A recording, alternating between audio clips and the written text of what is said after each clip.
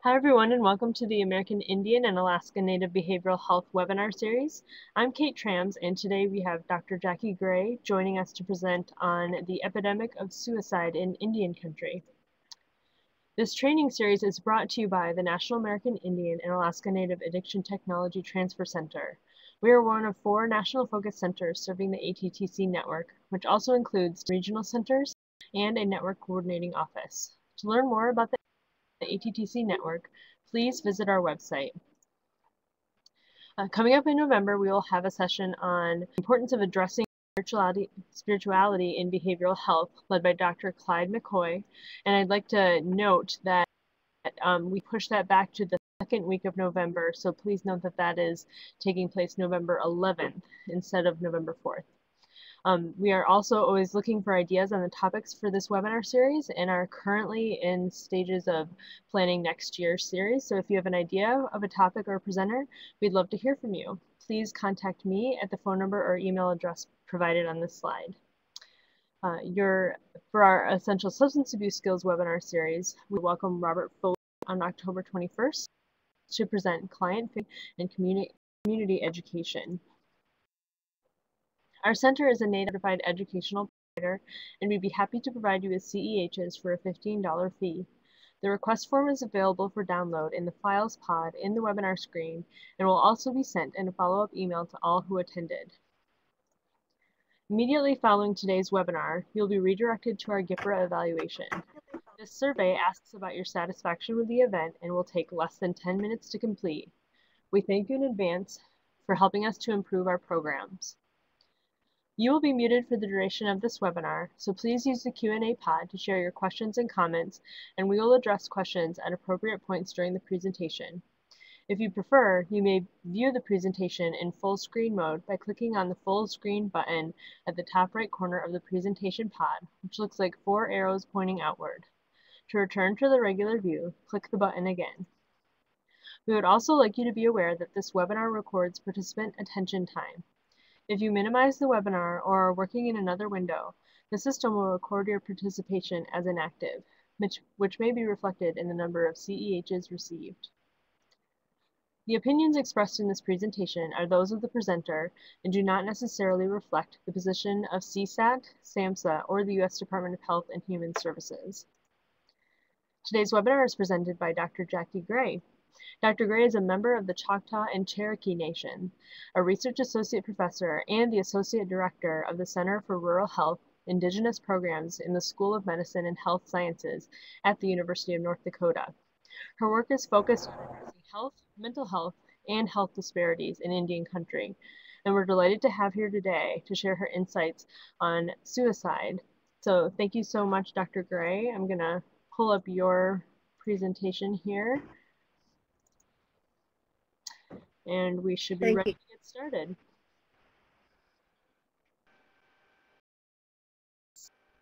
You sound great. Thank you. Okay.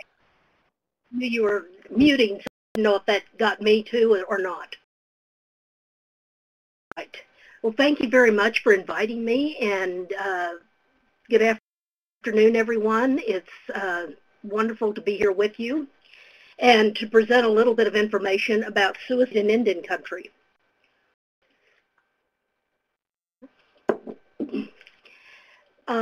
Indian country includes 566, I think there may be 567 now, federally recognized tribes.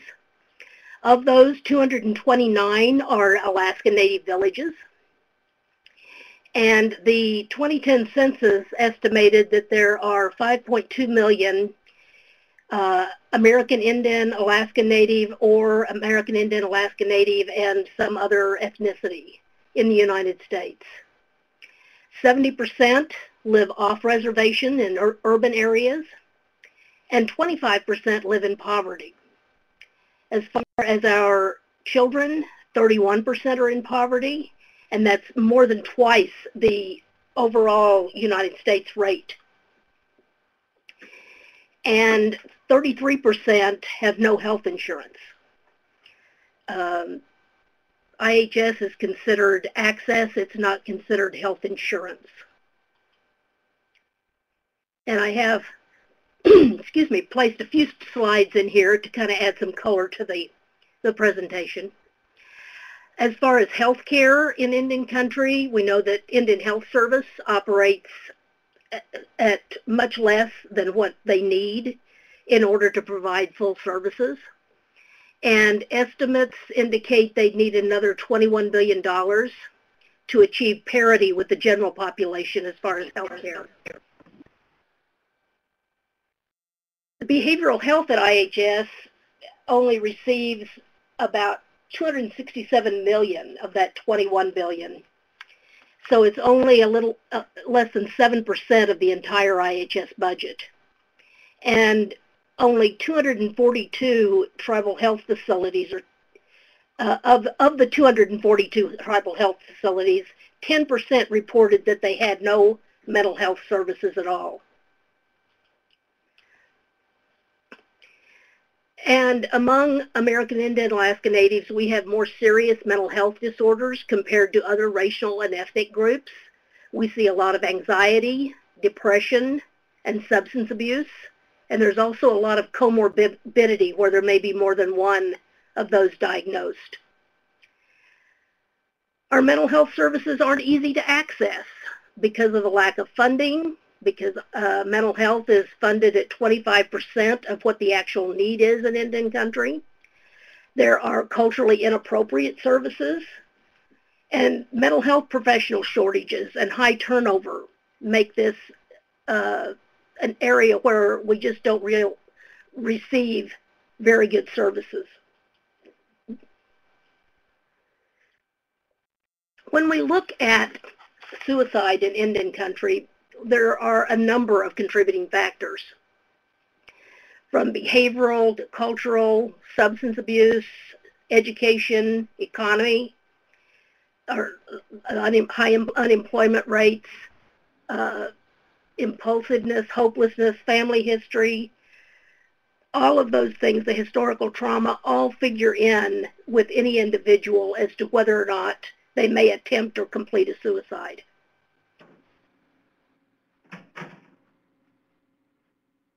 So the rates in Indian country. Among American Indians and Alaska Natives between the ages of 15 to 35, suicide is the second leading cause of death.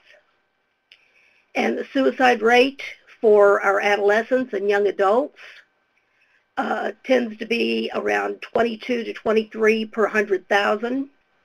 This is 1.4 times the national average for 2012 to 2013, saying that we have a 40% higher rate than the general population for those ages. Now, when we look at various ethnicities, and it's kind of hard to see, the blue line represents, see if I can,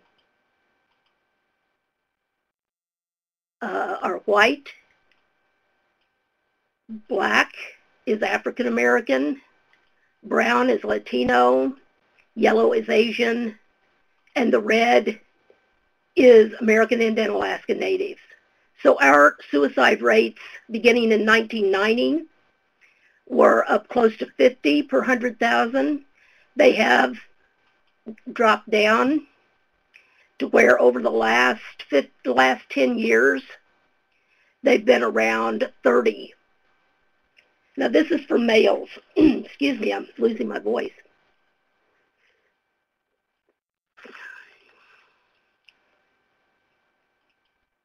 Okay, for females, we didn't have some data prior to about 2000 for females, but what we're seeing is increasing rates in Native females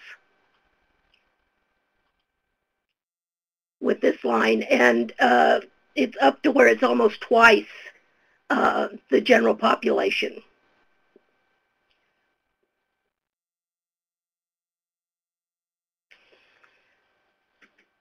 The other thing to note is the pattern of suicide is different in Indian country than it is in the general population.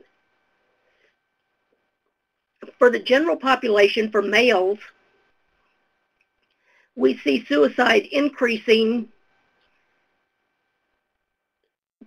to about 45 years of age, and then it kind of levels off, but it's higher among older people than what it is for American Indians. Get the arrow where I want it to go. Okay, this is the white males. And then for natives, we see the peak in adolescence, and then it drops off. For females, for whites, we see it increasing to age 45 to 64, and then it starts to drop off. But for natives, it's highest again in adolescence, and then drops down with age.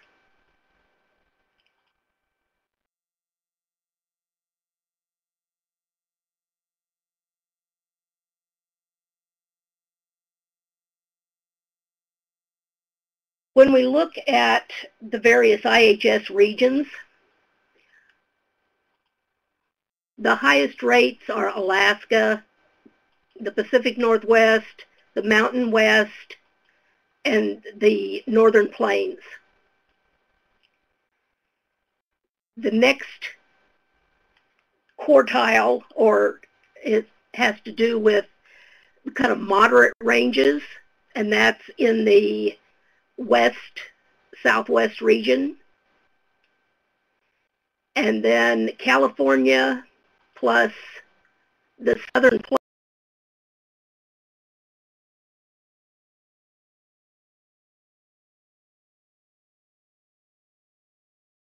lowest rates are where there really aren't any American Indians. So I don't really consider that as counting. So those are really the three groups where we see suicide. As far as mental status, serious psychological problems, it's higher among American Indians than among whites, about 70% higher as far as having a psychological distress. As far as feeling worthless or everything is an effort, American Indians are 2.6 compared to 1.7 for whites. There, that showed up. And it's almost twice as high as far as feeling everything is an effort.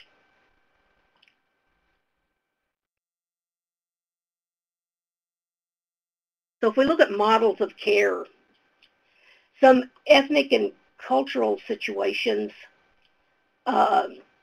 we have higher rates of poverty, lower educational achievement, substandard housing, and higher disease rates among our communities.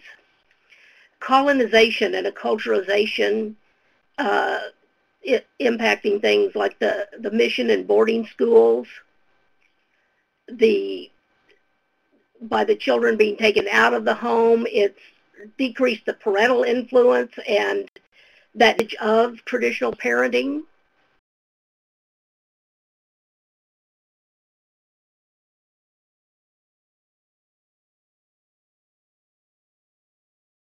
Very few evidence-based programs that are adapted and tested within American Indian Alaska Native communities. We're given a list of evidence-based programs, but none of them are really tested within our communities.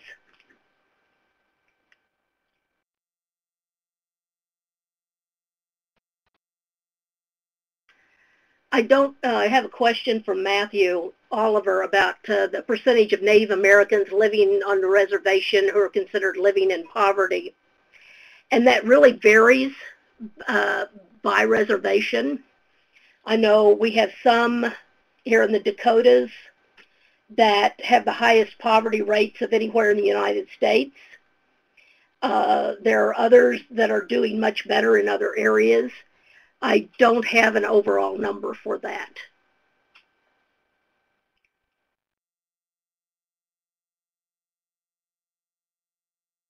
And for Michael, it's fine if people want to use these slides and share them. I'm working on getting some more recent numbers because some of the slides I have are like show data from 10 to 15 years ago. I'll try to address questions as I see them come up, but anyway, we need to have more research done on programs that are developed in our communities to see if the evidence is there that they do have a positive impact. They are evidence-based, but we need to have that evidence to show it.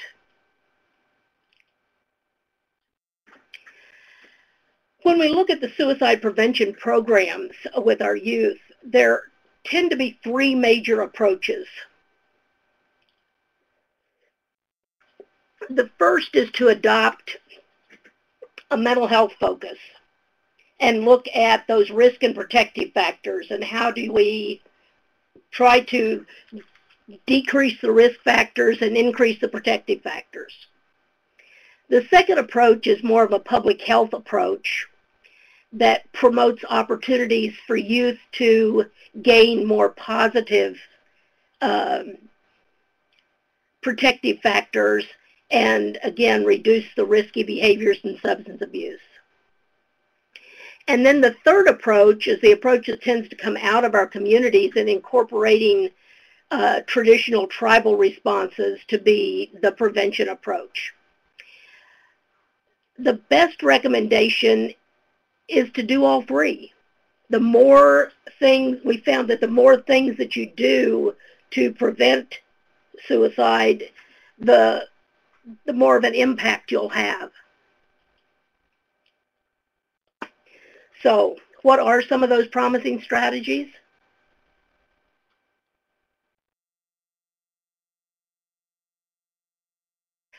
There are some programs that are using various prevention, treatment, and rehab interventions. Some are using storytelling,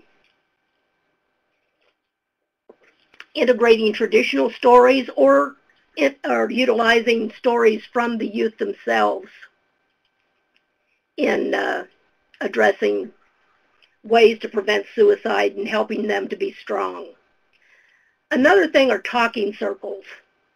Some are used a lot like group therapy, but others are used to help get youth talking and connecting with others. And that sense of connecting makes a big difference in reducing suicide. Those that are more connected are less likely to complete suicides than those that are totally disconnected.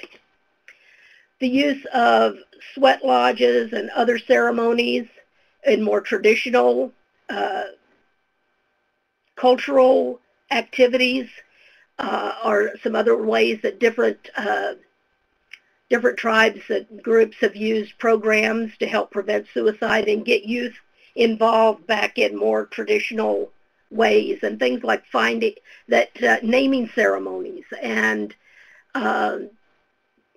the ritual passage, ceremonies for manhood and womanhood and things like this, helping to give the youth more of an identity, has been found with some groups. Other tribes use drumming, singing, and dancing as a way of including the youth and helping them to gain a sense of identity and belonging. Vision quest has been used by some groups, flute playing and meditation, reconciliation, and trying to work within those families to resolve issues and do some healing in that way. Some of the mentoring, where youth are paired with elders and more traditional healers that they can learn from and grow in dealing with. Service learning, getting youth out and volunteering and working with others to where they become contributing members of the community. And then that preservation of traditional experiences by the youth learning whether it's about traditional plants and medicines to traditional ways of parenting and interacting. All of those have been used in various ways and can be a means of strengthening the youth in their place in the community.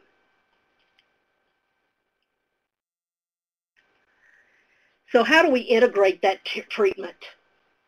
Well, the premise is that if you just treat at a single place and coordinate those aspects of the treatment and the philosophy, then it's going to be more effective than if you have a lot of discrete individual types of activities that are not coordinated.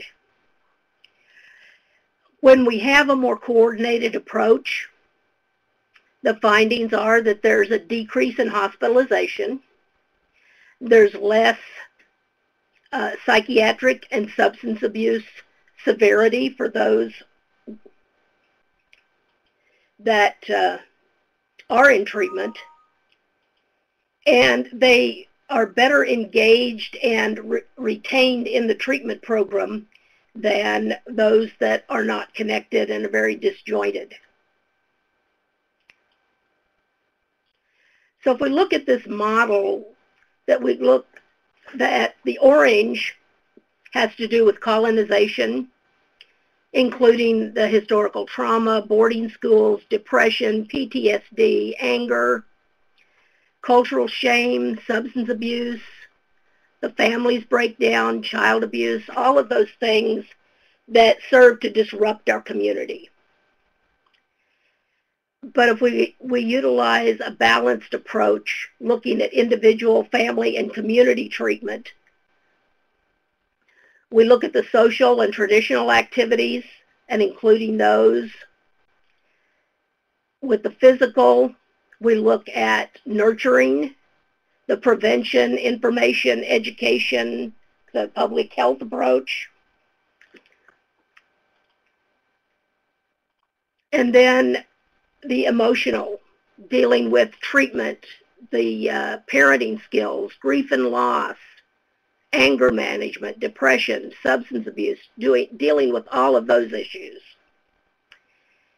And finally, at the top, our elders and the traditional ways of being the healers, our creation stories and storytelling and teaching, and the use of nature, and bringing all of that together around the core of spirituality in the center. It helps to make a more complete safety net for our youth.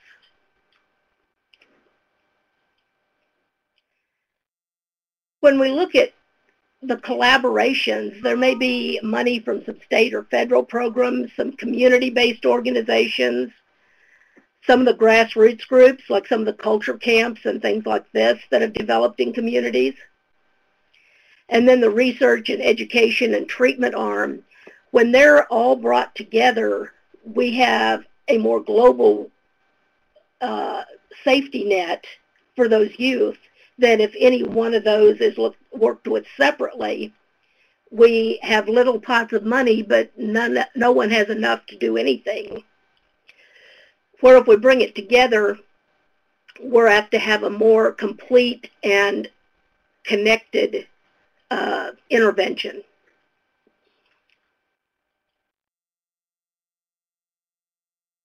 When youth were asked why they don't seek formal help when they feel suicidal,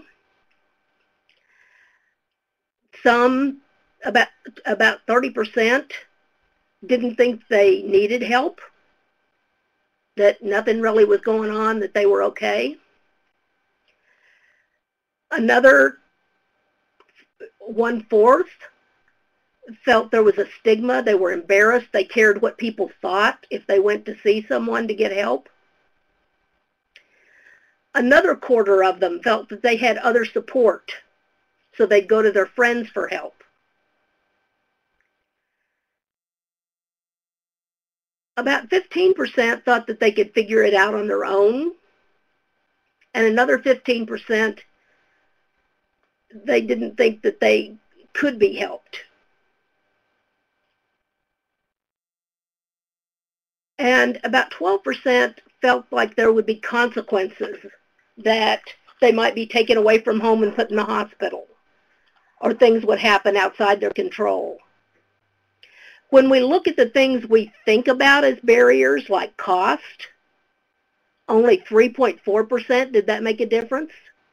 Or no services available, only 1.7% said that there wasn't any help around.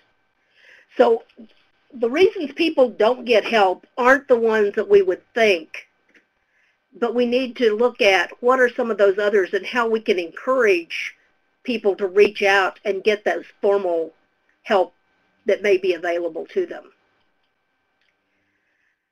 The reasons that when they were asked why they did not get help from more informal, family, friends, others, the biggest issue, and over a third, said it was the stigma or embarrassment. They'd feel weird. People would think they were weird. They were concerned what people thought about them. About 1 in 6 said that they felt hopeless or alone. They weren't connected. Nobody cared. And another 1 in 6 were a fear of the consequences of, again, being hospitalized, locked up, taken out of their home, out of their community. They felt that was more of a punishment than a help. And about 1 in 9 did not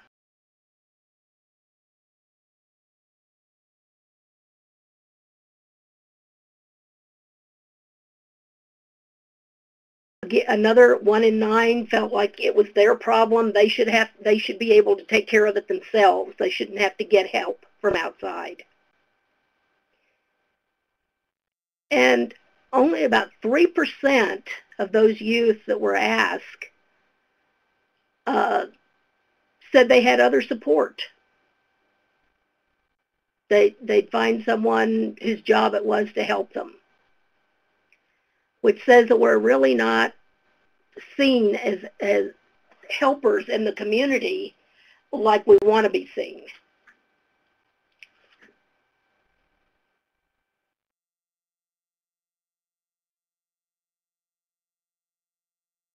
So, what are some of the common characteristics of our successful programs? Number 1 is leadership. Having those people that can draw the people in that need to be there and make something happen, that can pull together those resources that people need in order to be able to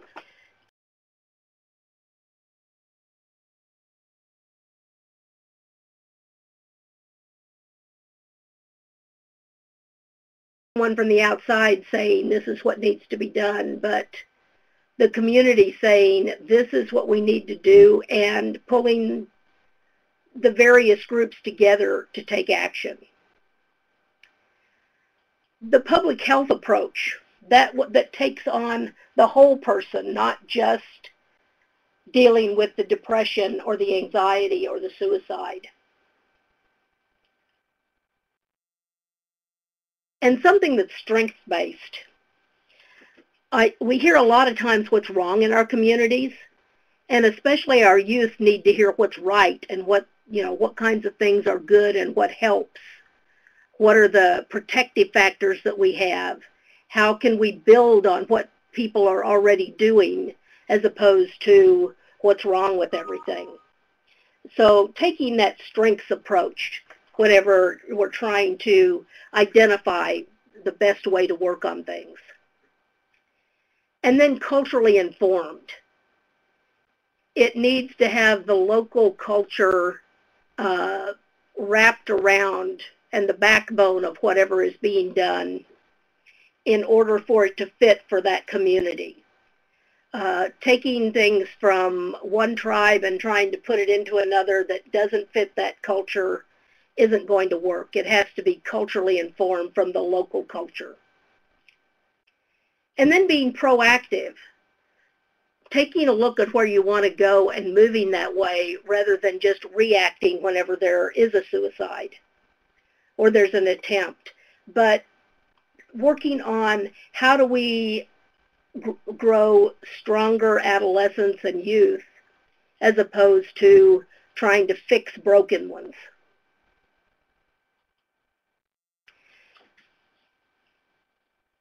So some key principles in identifying predictors, evidence-based predictors of change. We need to understand and involve the community. They need to have a big say in what's done and how is it done. We need to focus on the major problems. There are a lot of problems that we're dealing with in our communities. And I remember a number of years ago that we were working with the community, and they had were going to address obesity. So they built a walking path. But nobody was using the walking path. And what they found out was they didn't have an exercise and walking problem, they had a dog problem, because people wouldn't walk along the walking path because of the dogs that were running loose and attacking people. So they took care of the dog problem, people used the walking path, and that helped to address the obesity problem. So where is the problem that is related to the suicide? So we can start working on what those problems are rather than just focusing on the suicide piece. And then we've got to select the right change agent. What kind of program, activity, intervention is going to have an impact in our community? One of the programs on the West Coast was getting youth involved in making and using the war canoes. That's not going to fit in the Great Plains. We don't use the big ocean-based canoes like they do on the coast. So we need to find things that fit for the location that you're in, for the culture and the communities where you're interacting.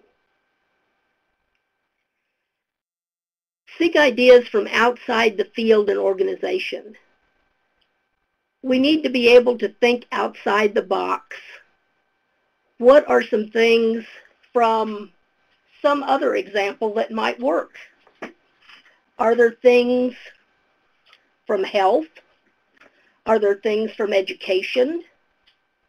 From agriculture? From other areas that can be taken as a concept to utilize for this particular problem?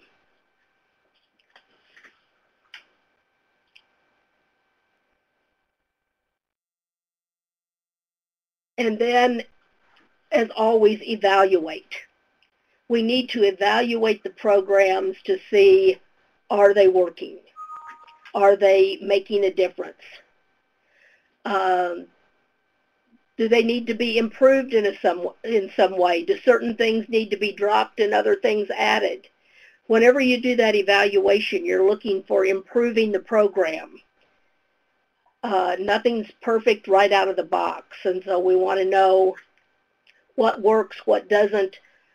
We get feedback from participants, from teachers, from everyone involved with it in order to determine what needs to stay and what needs to go and what needs to be refined to make this program better. So those are some key points as far as an overview with some of this. Open it up for so we can have some discussion and questions. Wonderful. Thank you so much, Dr. Gray. And yeah, I would encourage people to submit questions, comments into the Q&A pod. You can type in at the very bottom of the that pod. It's just to the right of the presentation. And it looks like we already have a question from Matilda. She's asking, Dr. Gray, if you happen to know of any suicide training in the Spokane or Seattle area?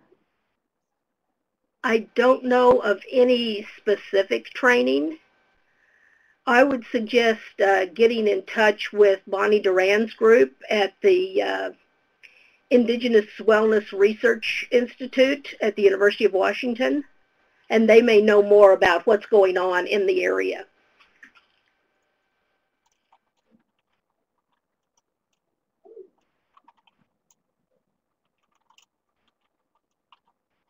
Okay.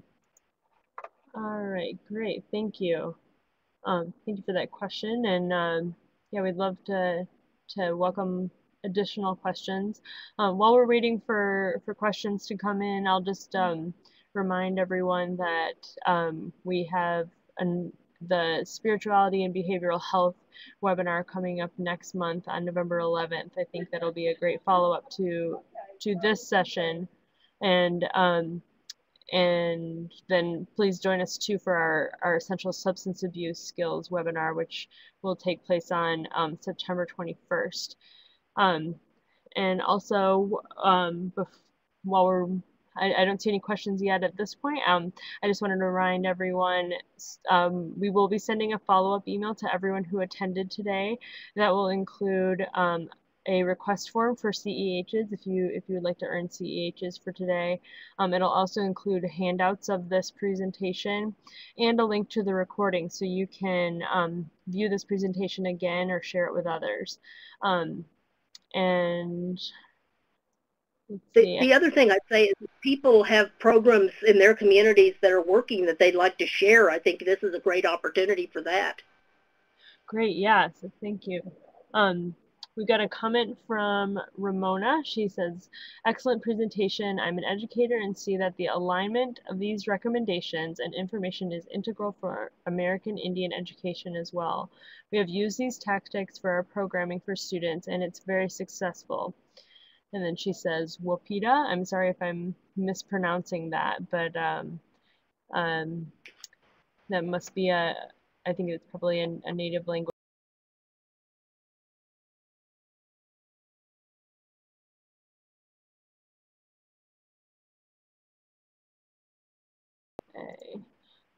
Okay. So a few more comments. From Will, how would you suggest navigating complex system challenges that may exist between various stakeholding entities? IHS, tribal community, giving some of the limitations of each of these entities.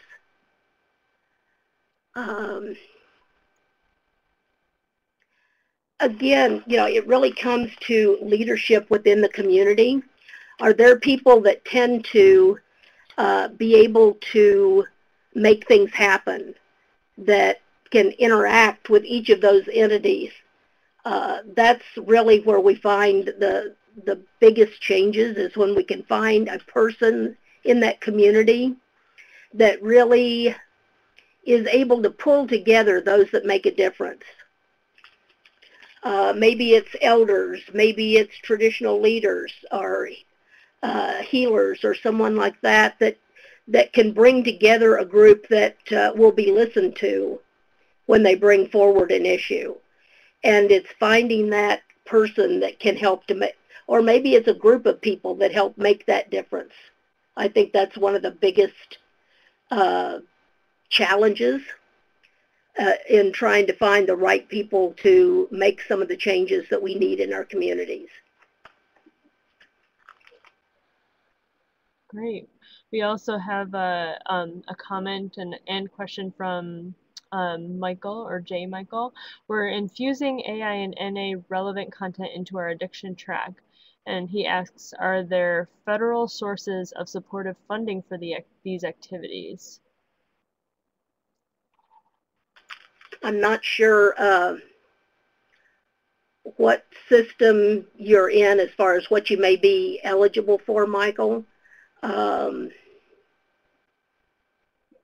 There are some SAMHSA grants, and some of them, with the state grants, they're also supposed to be addressing the American Indian, Alaska Native issues, to where there should be some funds through some of those state block grants that are available.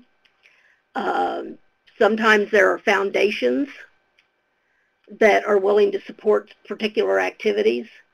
I can't tell you a particular funding announcement or anything like that right now, but there are things that come out from time to time, and it's being able to act on those when they do come out.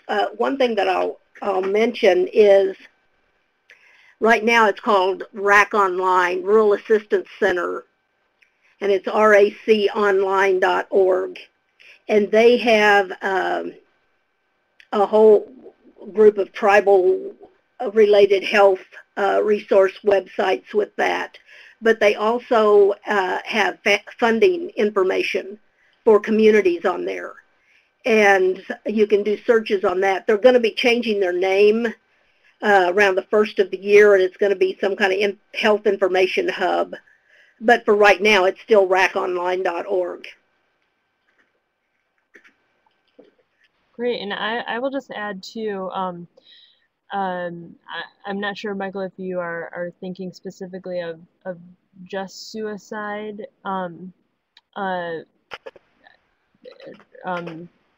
supportive tech or activities, but if you're thinking more largely of cultural sensitivity training with American Indian and Alaska Native, that is something that we do here. So if you are looking for additional training at your facility, that's something that we offer, and we'd love to work with you on that if that's what you're interested in. Looks like you also have a question. University of Denver Psychology Graduate Department. Okay, and you said you do have foundation support now, however, it ends in December. Okay. And then I think Dr. Gray shared that the URL for the Rural Assistance Center, raconline.org is correct. And then looks like we have a comment from Zara. Rather poignant dichotomy on cultural identity and suicidality, particularly in acknowledgement of the higher self, sense of purpose, and tribal sovereignty. So thanks for that comment. Dr. Gray, did you want to respond to that at all? Yeah, it is real interesting. I think a lot of our youth and a lot of the colonization has really impacted the fact that we've lost our sense of identity and a real need to reconnect with that. That our youth, in many cases, are kind of wandering and looking for an identity. And that's why we see a lot of the hip-hop and things like that being adopted, because they don't have anything from their own culture to really tie it to. So I think that's a real important factor.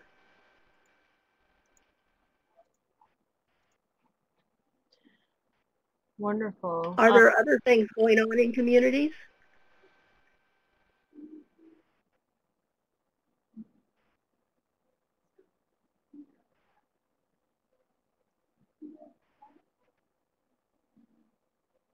I love hearing about things that people are doing that work.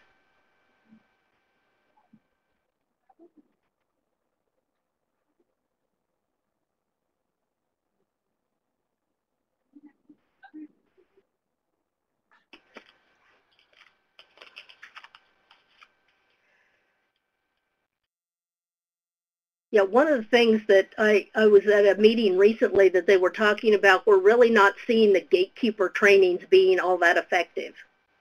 And I think some of the things that were mentioned that as to why youth aren't seeking help, that may be why we've got this disconnect on the gatekeeping.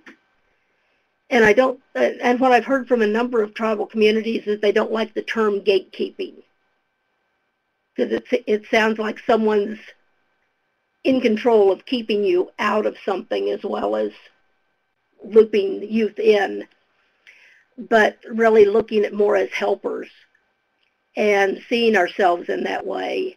I know the sources of strength was actually a program developed on a reservation here in North Dakota, and really looks at helping youth to make as many connections as possible, whether it's in education or healthcare or social services or spiritual connections, traditional. Uh, I think there are eight different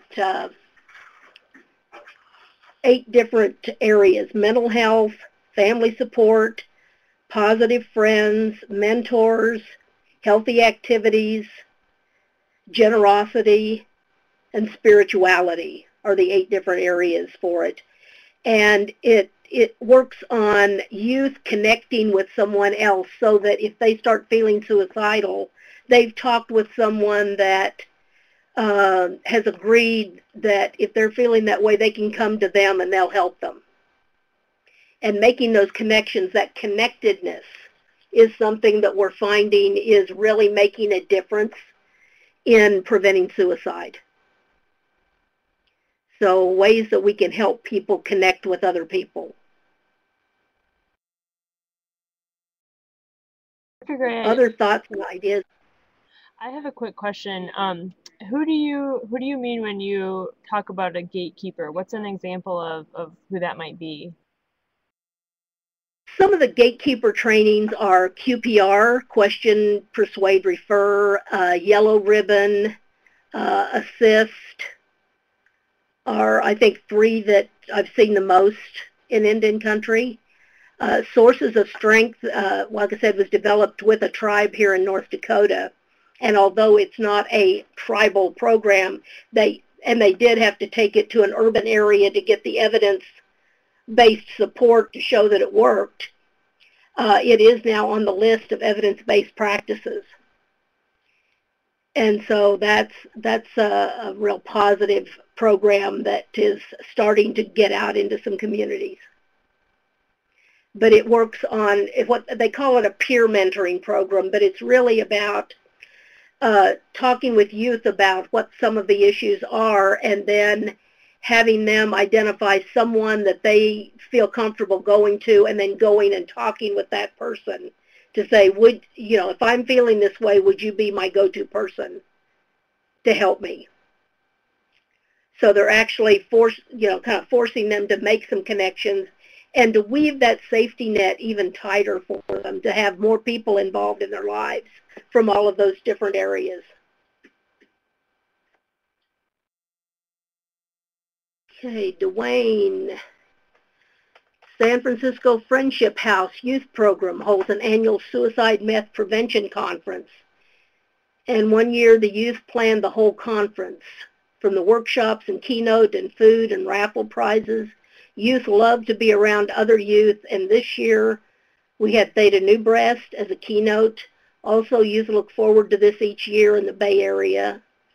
And to be technology intelligent is key for connecting to youth. Really great. And yeah, involving youth in planning the activities are really important because they know what they want to do and don't want to do. They know who they want to hear from and don't want to hear from. So that's a really important factor in anything that you're planning. Thank you, Dwayne. And Twyla Steinberger, what programs are you aware of for postvention, healthy healing after a suicide occurs, to prevent additional suicides? The Suicide Prevention Resource Center, that's sprc.org, has a whole section of materials on postvention, and they also have materials for tribes. And that's a really excellent resource to kind of go to and begin putting together materials.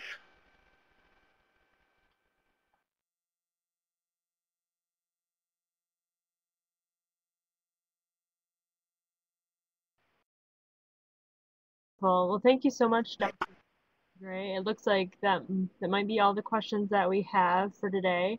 So I just want to thank you so much for sharing your insight and your experience on this difficult topic. And thank you to everyone for your questions and your interaction and making this a a really meaningful time. So Dr. Gray, did you have anything final you'd like to share? No, just feel free to contact me if you have other questions, and I'll try to link you up with any resources I know about, and being with you today. Wonderful. Thanks so much, and thanks again, everyone, for joining us. And again, I just really appreciate having Dr. Gray with us. So with that, I will close out and wish everyone